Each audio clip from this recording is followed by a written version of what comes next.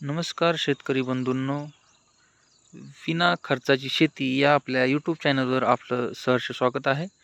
आज आपण पाहणार आहोत की कशा पद्धतीने विना खर्चाची शेती आपण करू शकतो. यासाठी आपण थोडंसं तज्ञ जे शेतकरी आहेत त्यांच्या अभ्यासातून आपण त्यांच्या काही काही चांगल्या चांगल्या गोष्टी राबवून आपली शेती कशी उत्तमरित्या करता येईल याकडं थोडंसं आपण नवीन उपक्रम राबवत आहे.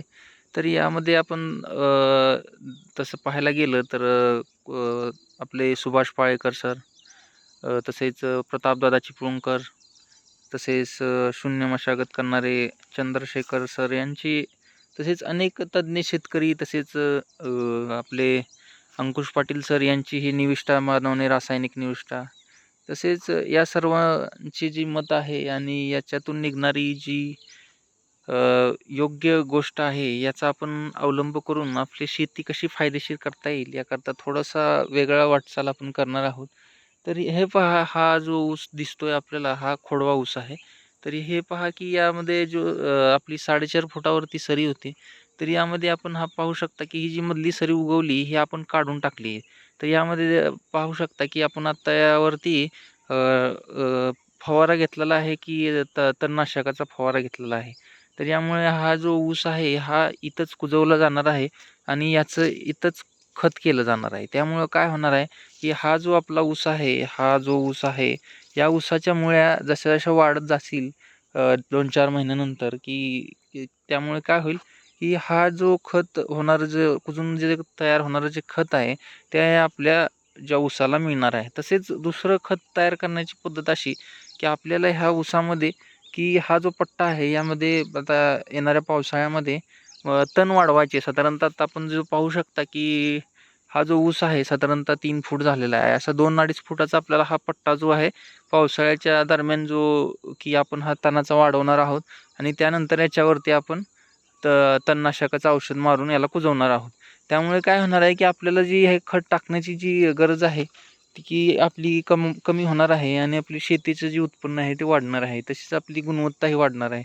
तसेच काय ह्याच्या कडेला पाहू शकता की आपण ऊसाच्या की तण वाढलेलं आहे. तर हे जाणून-बुजून वाढवलेलं होतं.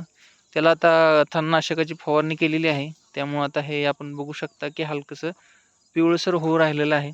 तर हा जो आहे हा पट्टा पद्धत करण्यामागचं कारण असं होतं की एकतर चांगलं अंतर आपल्याला राखता यावं. दोन्ही पट्ट्यामध्ये जे सूर्यप्रकाश खेळता राहावा, हवा खेळती राहावी. तसं आपल्याला ह्याच्यामध्ये जे हे आहे ते खत नियोजन योग्य प्रकारे करता यावं, हा मुद्दा होता. तर हा नवीन प्रयोग आहे. यामध्ये आपण अ, आपल्याला वेगवेगळ्या व्हिडिओ माध्यमातून आपल्याला मी सांगेन की कशा पद्धतीने की आपण यामध्ये कशा फायदेशीर करता येऊ शकतो. तर आजचा हा व्हिडिओ मित्रांनो मी इथं संपवत आहे. पुढील व्हिडिओमध्ये आपण सविस्तर आणखीन याच्यामध्ये चर्चा करू की आपल्याला कशा पद्धतीने याची जी आहे की कोणकोणत्या शेतीमध्ये आपल्याला फायदेशीर गोष्टी करता येऊ शकतात विना खर्चामध्ये, की आपण भविष्यासाठी आपण चांगली शेती करू शकतो. कारण आजकाल शेती करणं खूप परवडत नाही. तर हा ऊस बघू शकता, साधारणतः हा ऊसाचं उत्पन्न तुम्हाला सांगायचं झालं तर फारच कमी निघालेलं होतं. त्यामुळं मी थोडंसं नवीन मार्गाकडे वळवलं आहे. तर ह्याचं उत्पन्न 30 टन निघालेलं होतं. हा 1 एकर ऊस होता. तर याला खर्च करून सुद्धा 5 ट्रॉल्या शेणखतही टाकलं होतं आपण. पण तरीही याचं उत्पन्न आपल्याला तसं बघावं असं मिळालं नाही. त्यामुळे थोडंसं शेतीवरती अभ्यास करून बऱ्याचशा तज्ञ मंडळींचं थोडंसं वाचन लेखन करून थोडासा नवीन मार्ग अवलंबला जात आहे मित्रांनो. तर बघूयात आपण काय होतंय.